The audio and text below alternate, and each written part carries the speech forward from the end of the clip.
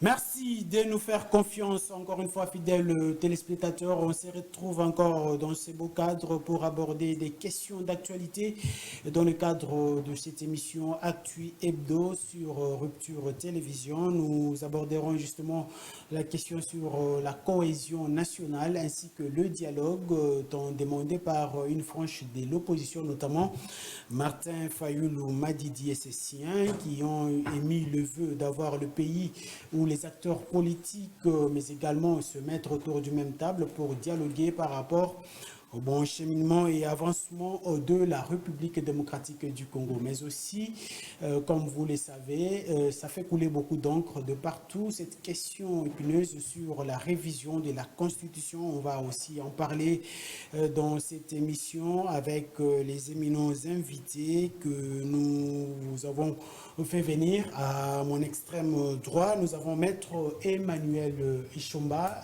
juriste, pratiquant professionnel, il faut les souligner, mais également Maître Glodizima, mais également juriste. Et à mon extrême gauche, nous avons un politologue. C'est avec eux, Bob Yakassa évidemment, c'est avec eux que nous allons passer en revue ces deux thématiques dans cette émission. Je veux exactement commencer avec Maître Glodizima par rapport au dialogue tant cherché ou tant demandé par une frange de l'opposition, mais le chef de l'État depuis l'Hongrie, il a rejeté l'idée du dialogue. Selon lui, le pays n'est pas en crise.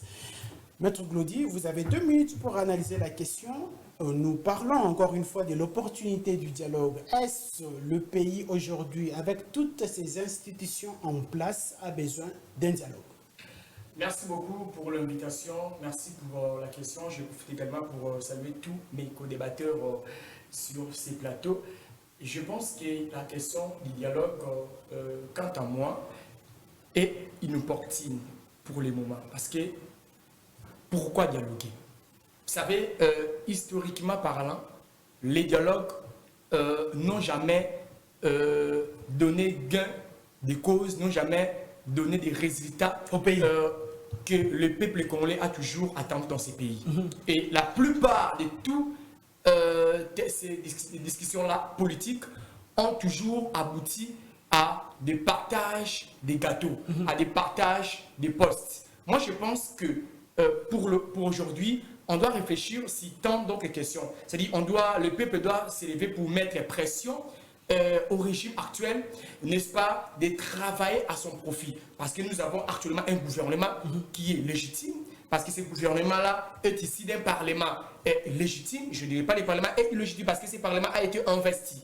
Bel et bien, le peuple congolais n'a plus besoin de distraction. Mais ce que nous dénonçons aujourd'hui, ce sont des antivaleurs qui sont en train, n'est-ce pas, de replonger le pays dans des crises. Mais de replonger le pays parle de la cohésion nationale. Mais la proposition, avoir les institutions légitimes. Cohésion nationale. Il y a une cohésion nationale. Cohésion nationale. Parce qu'il y a de ceux qui sont frustrés, qui sont en brousse, qui font la rébellion, par exemple. Quand vous dites fiscalisation politique, cela sous-attend aussi un intérêt politique caché. Fiscalisation politique par rapport à quoi? Il y a une élection. Et nous savons tous que c'est lui qui a été publié officiellement comme étant le candidat président de la République gagnant, qui est actuellement au perchoir, c'est le président de la République Félix Antoine Tshisekedi Tshilombo. Alors, fiscalisation par rapport à quoi? En 2023, le peuple a massivement élu, mais c'est Félix Tshisekedi Tshilombo. Alors, moi, je pense en ce moment, on ne peut pas parler de dialogue parce qu'il n'y a pas de crise de légitimité. On peut parler de crise sécuritaire, bien sûr que oui, crise économique, mais crise de légitimité, non. Alors, M. Fayoulou, moi, je les connais avec sa proposition de sortie des crises.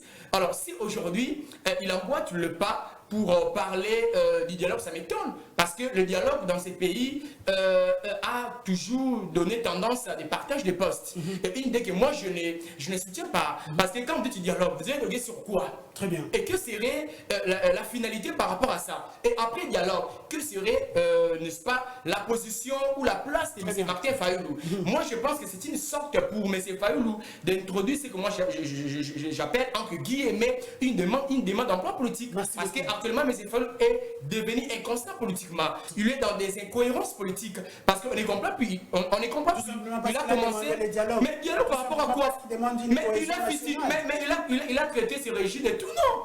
Depuis 2018, il a traité M. Félix de patins, de placebos, de tout nom. Et aujourd'hui, il vient négocier avec le régime en question. Mais c'est une cohérence politique. Il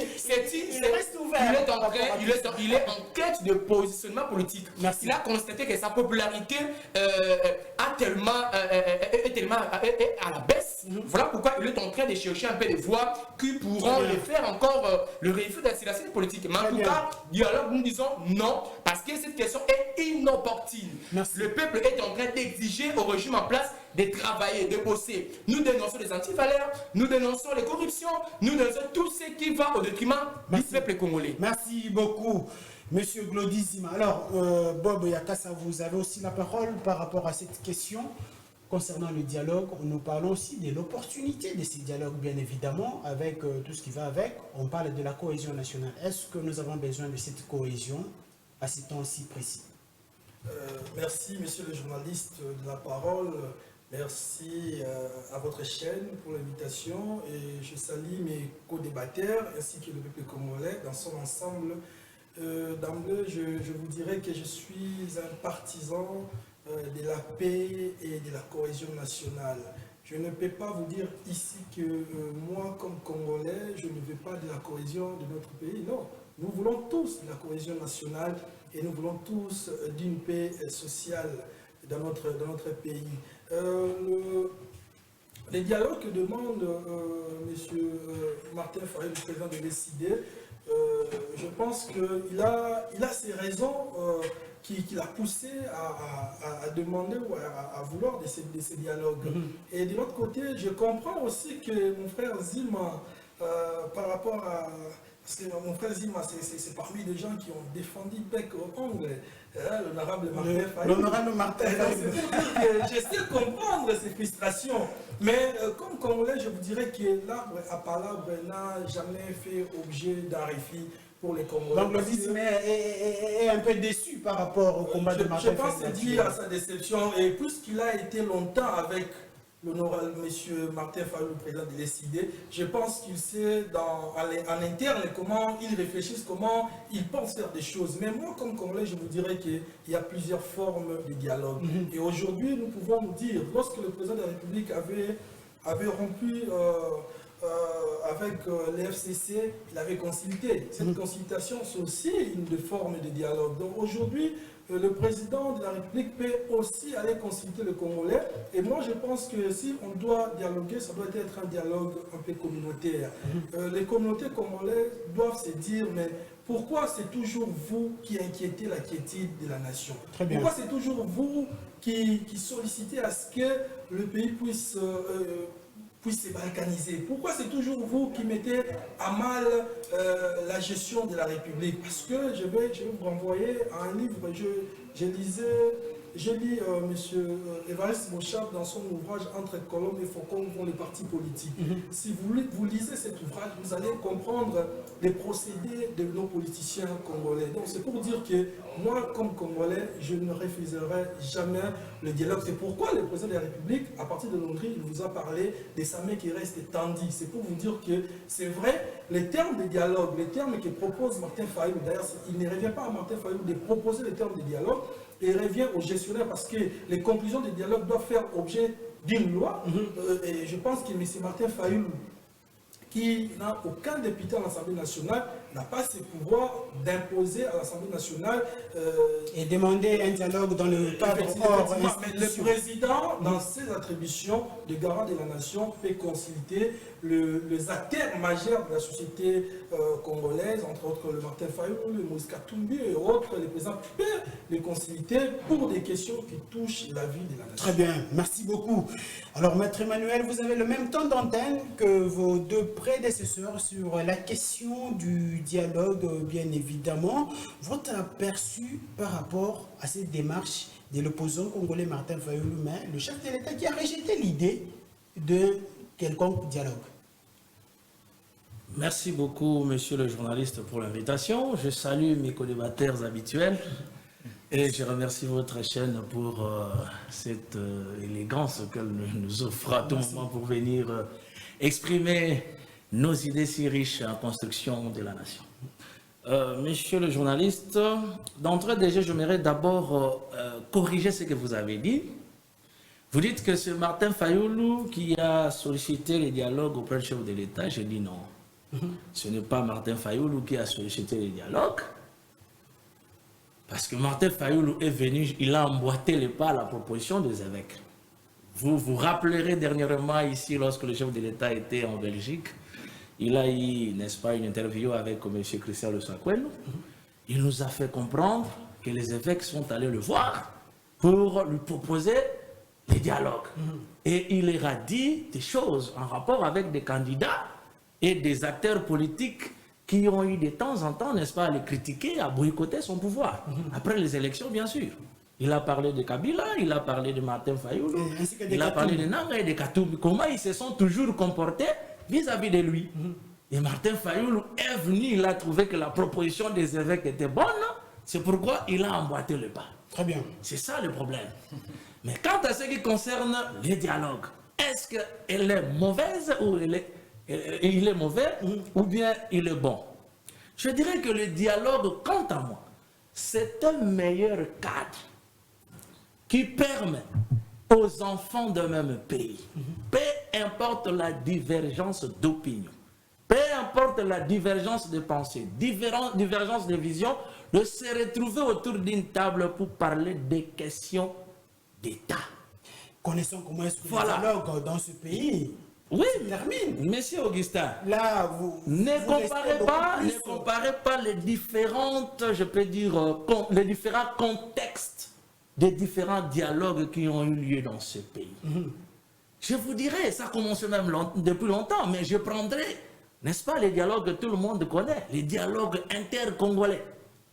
Ces dialogues-là est intervenu dans un contexte autre que ce dialogue proposé par les évêques. Très bien. Le dialogue de Saint-Sylvestre, des évêques de la Cinco, est intervenu pendant qu'il y avait glissement. Un candidat qui a fini le mandat, il n'était plus légitime, mais protégé par les dispositions constitutionnelles qui voulaient à ce qu'un nouveau candidat, un nouveau président élu soit investi.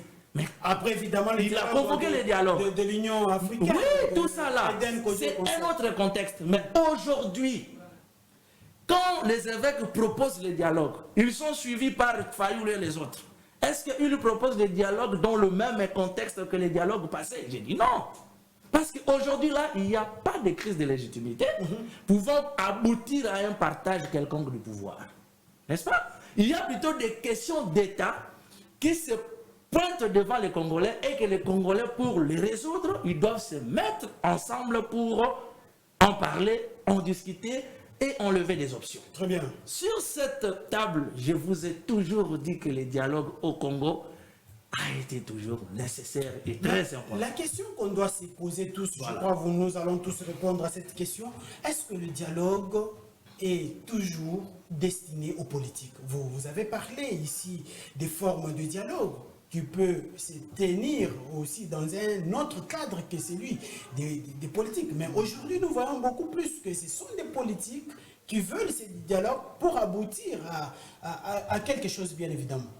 Monsieur le journaliste, je vous dirais que les dialogues que nous demandons ici, que Fayoulou a demandé suivant la proposition des évêques, c'est un dialogue qui doit avoir un contenu.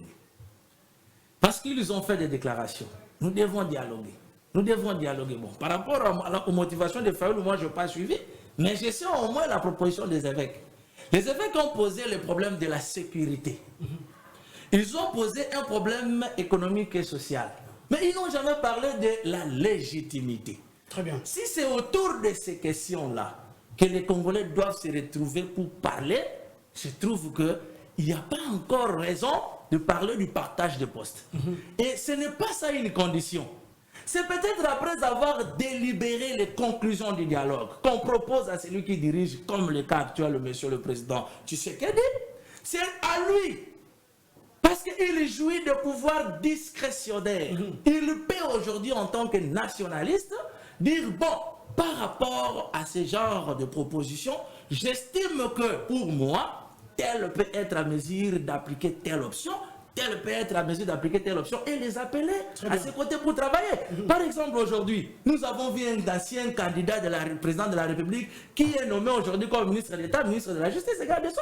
Il n'a jamais combattu à côté de Tshisekedi, mais le président a vu que son combat, sa vision répondait à ce que son profil se retrouve au gouvernement. Et il a été nommé. Très bien. Mais le problème, c'est lequel? C'est pourquoi j'ai dit, après le dialogue, si le président de la République, dans ce pouvoir discrétionnaire, estime qu'un opposant ou bien un membre de la société civile doit intégrer, n'est-ce pas, le gouvernement en rapport avec les conclusions de ces dialogues-là, ce n'est pas un péché. Ce n'est pas ça le partage de postes parce qu'il ne sera pas condition. Très bien. Voilà. Merci beaucoup. Après justement l'annonce du président de la République, il y a eu un rétro-pédalage de Martin Fayulu, l'opposant congolais. Maître Glody, vous avez la parole par rapport à ces rétro-pédalages. Fayulu qui dit que ces dialogues tant voulus ne concernaient pas les politiques. Il a bien dit à haute voix, c'était un dialogue qui concernait le peuple congolais par rapport à cette cohésion nationale. Fort malheureusement, il définit le cadre du dialogue après que le chef de l'État ait justement donné son speech. Ce sont des échappatoires, ce sont moi j'appelle des jeux de mots. Voyez-vous, quand vous dites dialogue entre Congolais, mais tous ces dirigeants qui, je ne dirais pas tout, la majorité des dirigeants qui sont au sein des institutions actuelles, sont-ils Congolais ou pas? Parce que quand vous voulez dialoguer avec les Congolais, mais il y a toujours une institution qui initie ou qui va, n'est-ce pas, créer ces cadres. Mais n'est-ce pas, c'est le chef de l'État qui est les garants de la nation.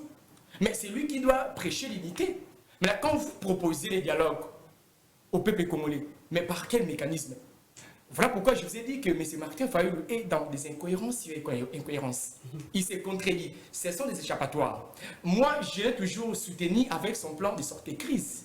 C'est-à-dire des réformes institutionnelles, ça va. Mais n'a-t-il pas raison au regard de la situation actuelle? Maître Emmanuel a évoqué que les évêques ont établi toute une panoplie auprès du chef de l'État, notamment la sécurité, la crise économique. Et il y a plusieurs choses. Ici, dernièrement, avions vécu à des propos tribales, ségrégationnistes, séparatistes. Tout ça, ça doit quand même nous donner matière à réflexion, c'est mettre autour de la table pour justement en discuter. Mais jadis, le chef de l'État avait tendu la main à tous les opposants. Ce monsieur Fayulu-là. Mais est-ce que le contexte c'est lui qui avait. Est-ce que le contexte le permettait, évidemment? Mais le problème, c'est lequel? Vouloir une chose et son contraire à la fois. C'est une forme, c'est ce que moi j'appelle des stupidités. C'est une forme d'incohérence, c'est une forme d'inconstance. Vous voyez, les temps étaient révélateurs. Les temps finissent par révéler les identités. Aujourd'hui, Martin Fayulu est en train d'utiliser les mêmes expressions qu'il a jadis, n'est-ce pas, rejetées. Il n'a jamais accepté le terme dialogue. Il n'a jamais accepté ça. Moi, je viens de décider. Il n'a jamais accepté le terme et parler avec Fayulu. Mais aujourd'hui, il est rattrapé par les temps. Il est rattrapé par les temps. Vous savez, la politique, c'est un monde compliqué. La politique est un monde de stratagèmes et de stratégies. La politique est une forêt. L'État a fini par, n'est-ce pas, prendre ou mettre M. Fayulu dans le piège. Vous savez, aujourd'hui, moi, je pense qu'échanger sur les questions culturelles, sur les questions économiques, ça ne pose aucun problème. Mais le dialogue, dans le sens où Fayulu viendra avec des exigences, un cas de charge bien chargé, pour critiquer les autres. Vous savez ce qui s'est passé l'autre fois à la CENI, lorsqu'il a eu rencontre des différents candidats. Mais vous avez senti l'arrogance avec laquelle M. Fayulu l'utilisait. Donc, c'est quelqu'un qui n'a pas toujours cette tendance de collaborer. Il vient pour imposer sa position. Ça, en tout cas, nous disons non. Nous voulons... Qu'est-ce qui a fait ces changements, évidemment, dans sa radicalisation de Martin Fayulu? Réputé radical, mais tout d'un coup, on a senti que Fayulu a changé. Qu'est-ce qui s'est passé au juste exactement? Mais d'abord, la baisse de sa popularité, son incohérence politique, son inconstance. Il a perdu d'ailleurs plusieurs de ses acolytes. C'est brillant. Entre autres, communicants. Mais tout à fait. Ouais. Donc le président s'est senti culé en baisse. Vous savez, actuellement, il faut qu'on se le dise. S'il faut parler des personnes qui ont du poids sur la scène politique, mais c'est Martin Fayoulou ne peut pas parler. Il n'a aucun député au sein du Parlement. Il n'a aucun député, aucun ministre. Mais comment 2023, mais on était tous étonnés. Comment quelqu'un peut postuler, peut poser sa candidature sans députés nationaux, sans le député national ou provinciaux. Mais on n'a jamais compris quelle folie que le président avait, n'est-ce pas? Jusqu'à présent, cette option-là a détruit, je dirais, terrassé le combat politique de Martin Fayoulou. Il est en train de chercher comment se faire revivre sur la scène politique congolaise. Voilà pourquoi il est en train de proposer des dialogues. Or, cette option de dialogue ne passera pas parce que le pays n'est pas en crise, de légitimité. Merci beaucoup. Les institutions sont là. Si vous voulez parler avec M.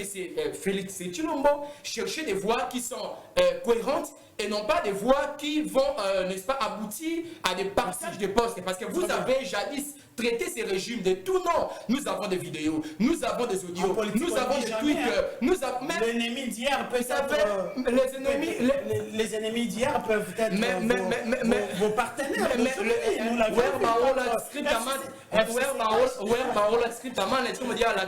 Les paroles s'envolent, mais les écrits restent. Les écrits de mes Fayoulou sont là. Ces tweets sont là, ces déclarations écrites sont là. Donc aujourd'hui, on voit que M. Fayoulou est en perte de vitesse. Moi, je le conseille d'attendre 2023 et 2028 parce que les élections de 2028 seront là. Et on va voir s'il sera fort. Il faut se présenter. Très bien, merci beaucoup, M. Glodizima. Alors, Bob, vous êtes d'accord avec ceux qui pensent que c'est juste pour se faire une santé financière que Martin Fayoulou, qui s'est vu en perte de vitesse financièrement, il voulait justement réintégrer les institutions pour se faire une santé financière. Vous êtes d'accord avec ceux qui pensent comme ça? Bon, je pense que cette question doit se diriger aux Congolais ou à ceux qui gèrent les comptes de M. Martin Fayoulou. Je ne suis pas son gestionnaire des comptes, donc je ne saurais savoir si c'est par rapport aux besoins pécuniaires qu'il est en train de faire ça.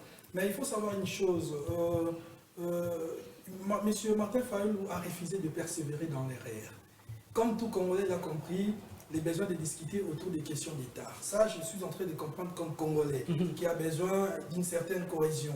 Il a compris qu'il faut discuter. C'est vrai, aujourd'hui, nous ne parlons pas des questions sécuritaires, des questions sociales, par rapport à la dégradation de certaines choses. Et peut-être qu'il a pensé qu'il fallait discuter autour de ces questions pour voir avec les différents leaders comment nous pouvons rétablir la paix et la quiétude dans quelques parties de notre pays. Parce qu'il faut savoir que la province de M. Martin Fayoulou aujourd'hui aussi est touchée avec le phénomène Mobondo, la milice. Oui. Donc pour ça, comme Congolais, il peut avoir des raisons d'aller voir les chefs de l'État et de solliciter un cadre de concertation. Vous avez parlé des dialogues, s'il faut toujours parler des dialogues politiques.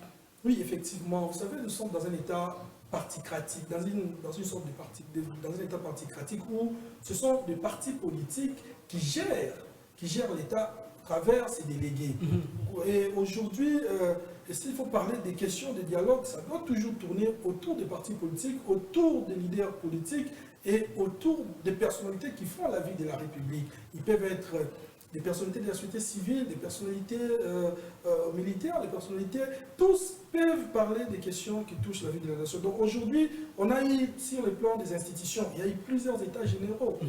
Bientôt là, le ministère de la Justice va initier les états généraux de la justice. Donc, il y avait des états généraux au ministère de la jeunesse. C'est pour dire que tous ces états généraux-là nous ont servi à rien parce que Mme Rose aussi avait organisé. Mais aujourd'hui, avec le ministre Constant Moutamba, il veut relancer ces dialogues entre personnel de justice et entre acteurs de la justice congolaise. Donc, ce n'est pas une mauvaise chose. Mais la question dont nous parlons, la question qui fait objet de notre émission, c'est la question nationale. Et la question nationale doit être débattue au niveau des politiques pour trouver des solutions politiques.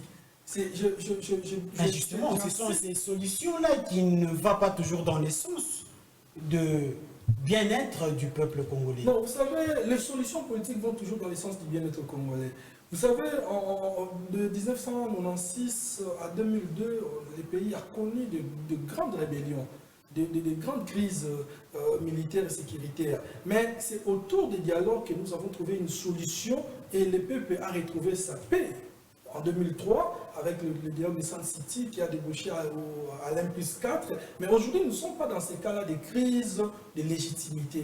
Parce que le président de la République jouit encore de cette confiance que lui a accordé la population en décembre 2023. Mais il est question d'autres questions qui touchent la vie de la nation, entre autres, il y a des questions sécuritaires, il y a des questions économiques, parce que je vous renvoie encore au livre d'Évariste Bouchard. Vous allez comprendre qu'il y a des politiciens qui, dans leur maison, dans leur chambre, écrivent des lettres et des lettres pour envoyer dans les ambassades, envoyer dans d'autres États pour empêcher à ce qu'il y ait des investisseurs dans notre pays. Ça s'est fait dans ces pays. Si vous lisez le livre d'Évariste Bouchard, vous allez trouver les noms des acteurs que je ne vais pas citer ici. Donc, et vous allez comprendre qu'il y a aussi un politicien dans ce pays qui était aussi candidat président qui avait dit qu'il va bloquer même le développement de notre nation. Qui du reste, il est favorable à une restitution. Le peuple les connaît. C'est M. Moussé. Il n'a jamais dit ça aussi. Le contexte, ce n'était pas légal. Le pays ne sera pas gouverné. Avec cet allure où il a quand même dit que le pays ne sera pas gouverné. Nous allons tout faire pour contextualiser certaines choses. Empêcher le développement, c'est empêcher la vie des Congolais, c'est empêcher les Congolais de vivre la quiétude. Parce qu'aujourd'hui, nous tous nous applaudissons qu'au niveau de Maluku, il y a des industriels qui arrivent. Voyez-vous, lorsque ce monsieur-là doit écrire aux ambassadeurs ou dans les États de ces pays-là pour dire que, attention, ne venez pas dans notre pays parce qu'il y a une jurisprudence, vous savez, lorsqu'il y a eu pillage national, l'État peut organiser des pillages nationaux pour envoyer les gens piller et vous allez perdre votre argent, votre économie, donc ne venez pas dans notre pays parce qu'il y a des situations sécuritaires très graves. Voyez-vous, nous avons encore ce genre de politiciens. Alors, il faut mettre fin à ces genres de politiciens. Très bien. Comment mettre fin à ces genres de politiciens? Nous devons informer notre population. Attention à ceux qui refusent à ce que la paix soit trouvée ou une solution politique soit trouvée à une question. Merci beaucoup, Monsieur Bob Yakas. Alors, Maître Emmanuel, vous allez aborder votre deuxième, justement, voulais-je dire, la deuxième prise de parole concernant ce dialogue. Après, nous allons justement basculer à notre deuxième thématique de cette émission sur la révision constitutionnelle. Alors, le dialogue dont cherchait, vous avez écouté bien évidemment vos deux prédécesseurs par rapport à ça. Le cadre même si circonscrit de ce dialogue, c'est pour quelle finalité, pour aboutir où? Mon cher ami, je pense que nous avons un pouvoir, comme l'a dit le politologue. Il y a un pouvoir qui est encore légitime, qui exerce, n'est-ce pas? Qui dirige les Congolais. Un pouvoir qui n'a jamais été contesté depuis qu'il a été mis en place. Et maintenant qu'il doit y avoir un dialogue, non pas une tempore suspecte, comme ça a été le cas de M. Kabila. N'est-ce pas? Aujourd'hui, ce dialogue-là aboutira à quoi? Donc, d'abord, il faut d'abord accepter que nous allons dialoguer autour des questions d'État. Nous attendons que d'autres acteurs politiques, comme l'ont si bien dit mes co-débatteurs ici, se prononcent par rapport à ça. Qu'ils amènent leurs propositions en rapport avec le contenu du dialogue. Et nous allons lever l'option, ils vont discuter et aboutir à des solutions très matures.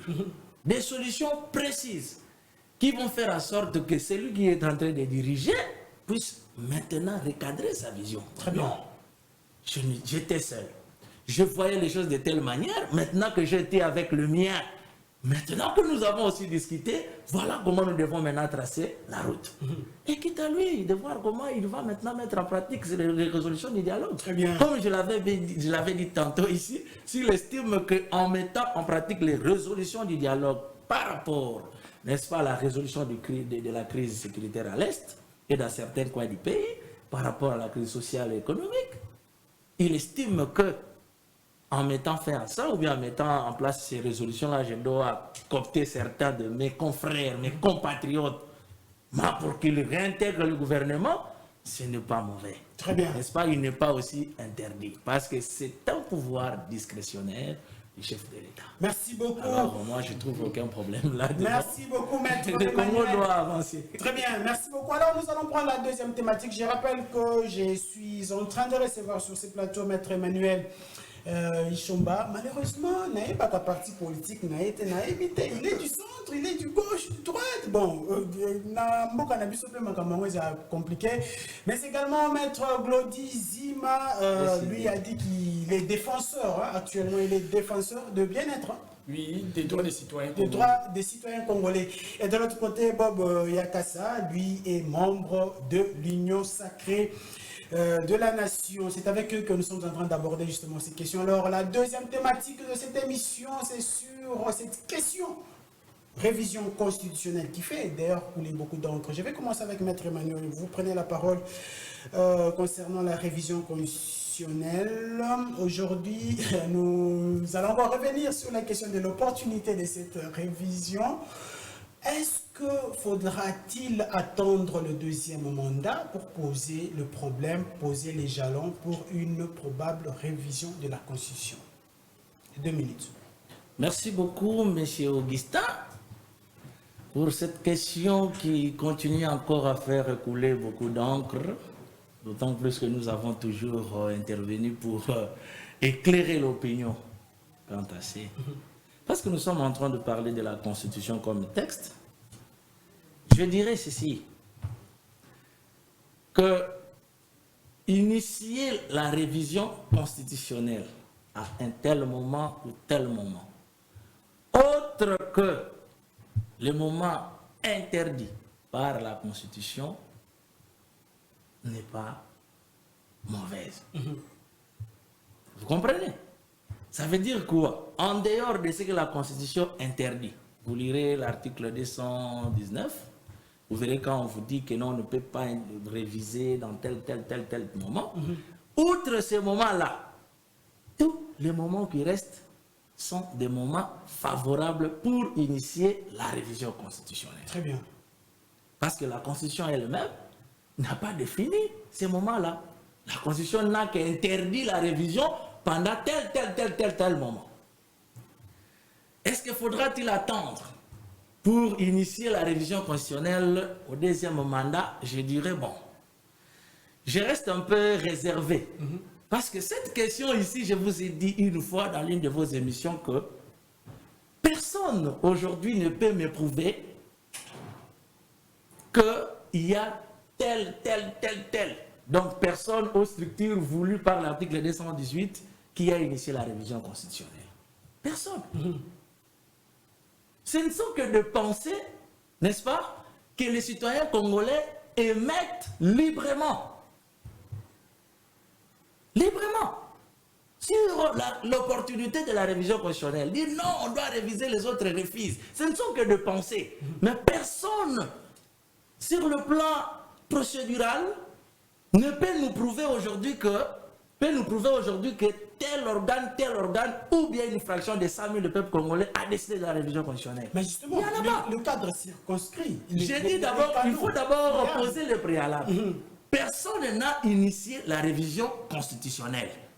Nous sommes en train d'émettre les idées. Et les Congolais qui parlent de ça émettent librement leurs pensées autour de la révision constitutionnelle qui n'est pas encore initiée. Très bien. Par rapport à l'opportunité, s'il faudra initier la révision constitutionnelle, mais je vous ai déjà répondu. Est-ce qu'il y a-t-il un moment que les Congolais ou la Constitution a prévu pour qu'on initie la révision constitutionnelle? Non. Dans ce moment-là, n'existe pas. Il suffit qu'on ait une motivation, n'est-ce pas, à mettre en place pour justifier l'initiative de révision constitutionnelle. Très bien. Quelles sont ces motivations? C'est ça la question.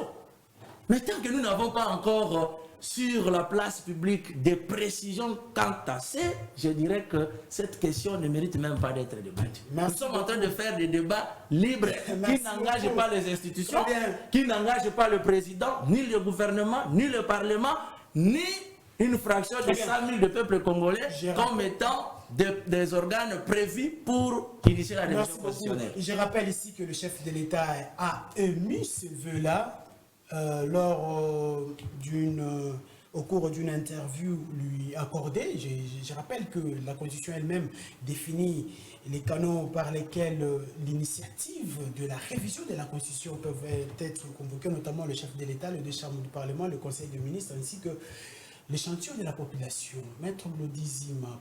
J'aimerais un peu vous dire, parce secondes, qu'une déclaration libre et une déclaration, une procédure initiée par une institution qu'on appelle le président de la République sont des personnes Il a déjà politiques. émis le vœu. Et Maître Levé en tant que Président de la Monsieur Félix Tshisekedi. Ah, ok. Il n'a pas émis le vœu comme président de la République étant une institution. Très bien, merci beaucoup. Maître Glodi, cette question, en tout cas, c'est un débat qui ne finit jamais, mais quand même, nous allons oser d'aller jusqu'au fond. Je pense que la question de la révision constitutionnelle est tellement délicate. C'est une question très délicate, très sensible. Réviser la Constitution, oui. Mais quelle révision mineure, oui. C'est-à-dire l'initiative venue soit du chef de l'État, du gouvernement, soit encore par les deux chambres du Parlement. Les deux chambres du Parlement ou par le peuple congolais, comme le prévoit l'article 218 avant son dernier alinéa. Mais cette révision-là ne doit pas toucher à des dispositions intangibles, expresses. Elle doit se limiter sur des dispositions déverrouillées, c'est-à-dire celles qu'on peut toucher lorsqu'on constate qu'il y a des imperfections techniques qu'on doit nécessairement corriger. Là, oui.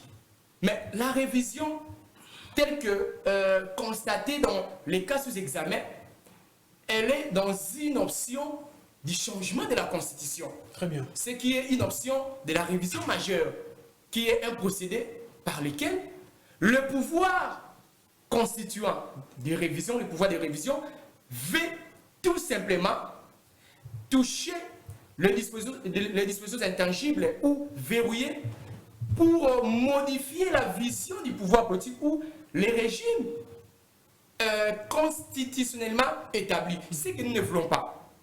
Eh bien, notre concept, comme je l'ai toujours dit dans ces plateaux, elle est rigide. Maître Emmanuel ne peut pas me contredire.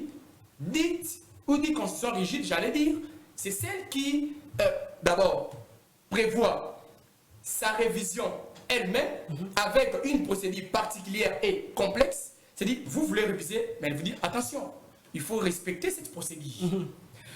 Et autre chose, quand réviser la Constitution? À l'opportunité, c'est exactement ça. Je reviens sur l'article 119. On dit aucune, c'est la Constitution qui le dit, aucune révision ne peut intervenir pendant l'état de guerre, l'état d'urgence ou l'état de siège, ni pendant l'intérim à la présidence de la République, ni lorsque l'Assemblée nationale et le Sénat se trouvent empêchés de se réunir librement. Très bien. Vrai ou faux, la RDC est en état de siège? Oui. C'est le cas de la partie de l'Ituri.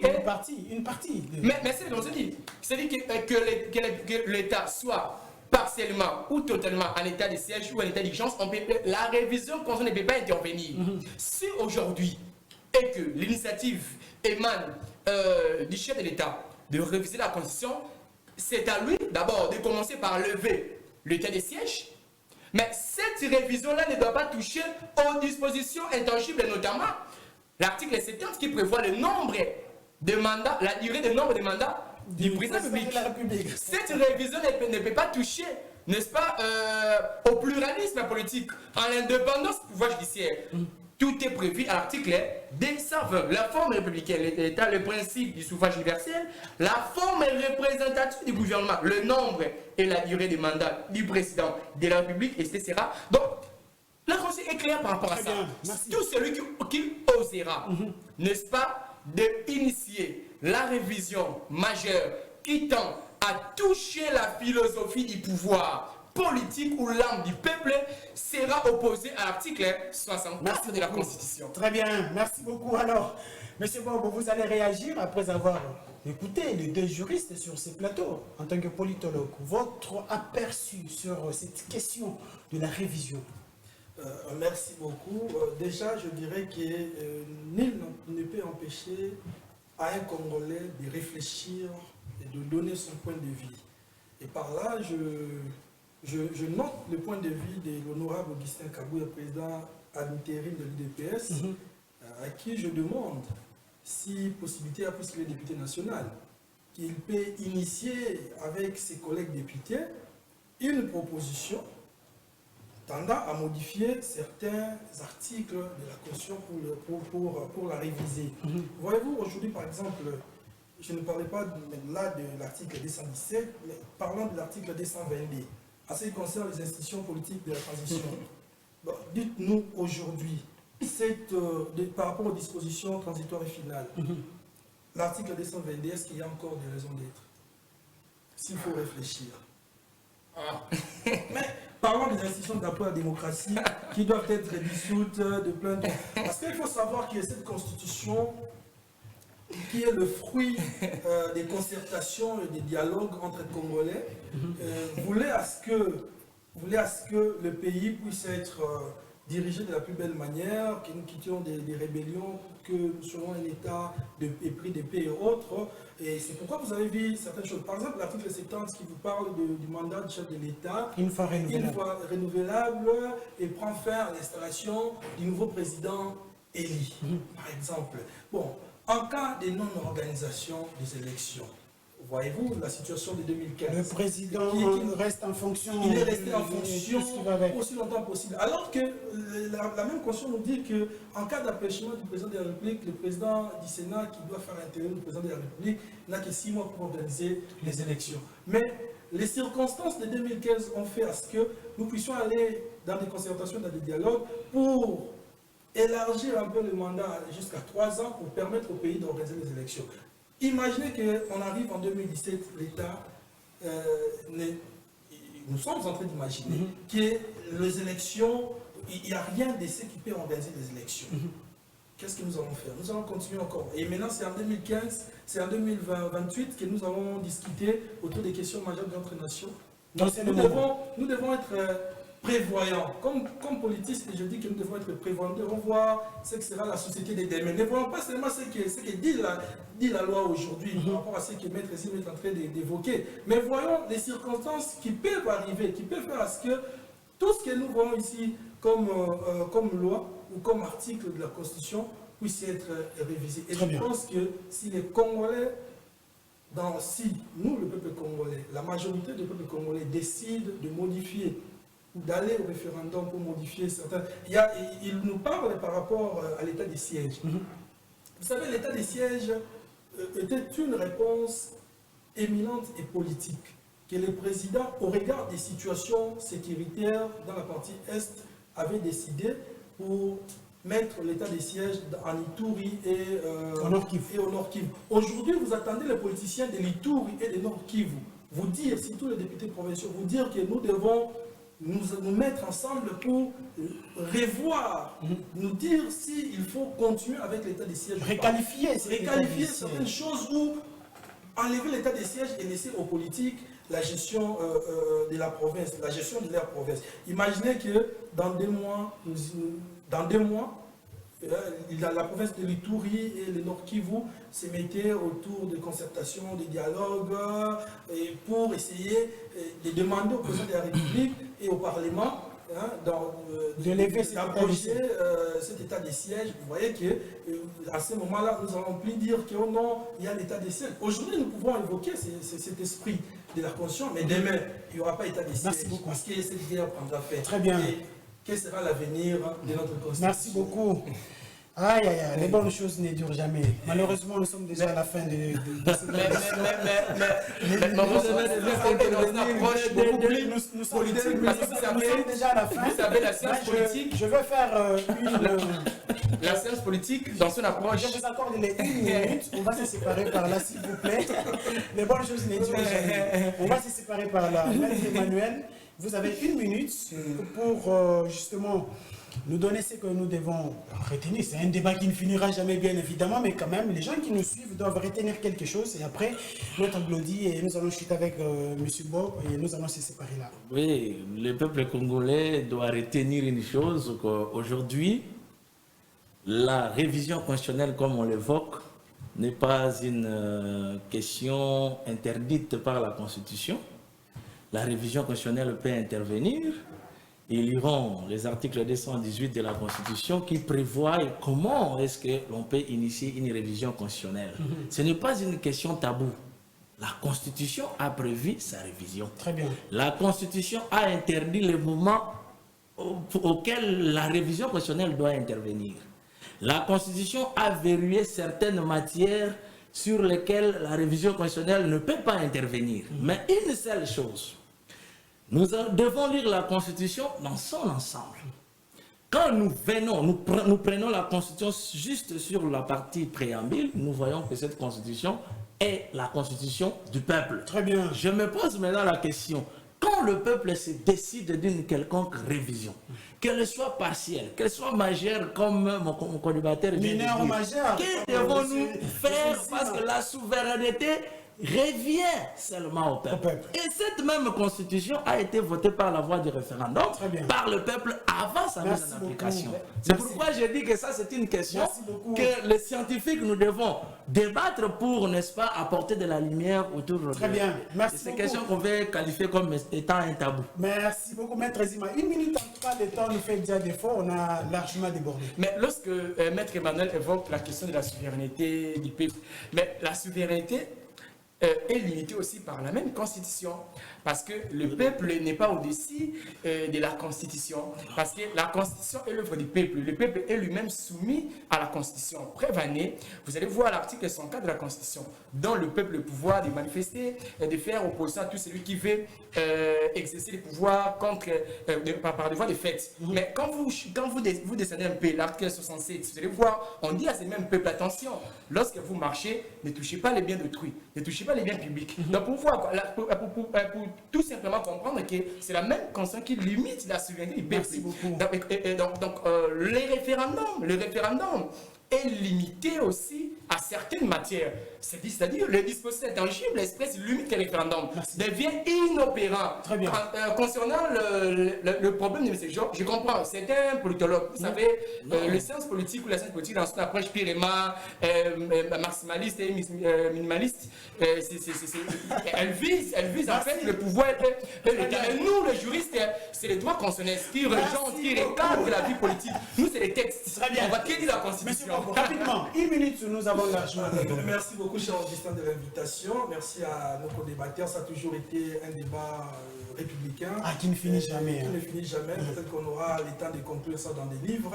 Et je dirais une chose que je demanderai à l'honorable Augustin Kabouya, puisque c'est de lui qu'il s'agit. Vous l'aimez beaucoup, hein?